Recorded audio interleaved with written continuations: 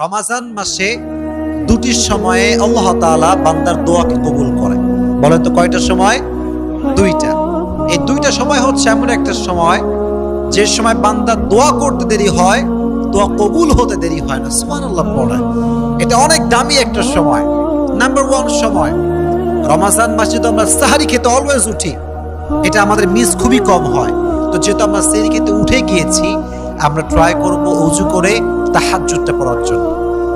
বেশি না, আপনি 2 রাকাত পড়েন বা 4 রাকাত পড়েন বা 6 রাকাত পড়েন, যা হয় কিন্তু পড়েন।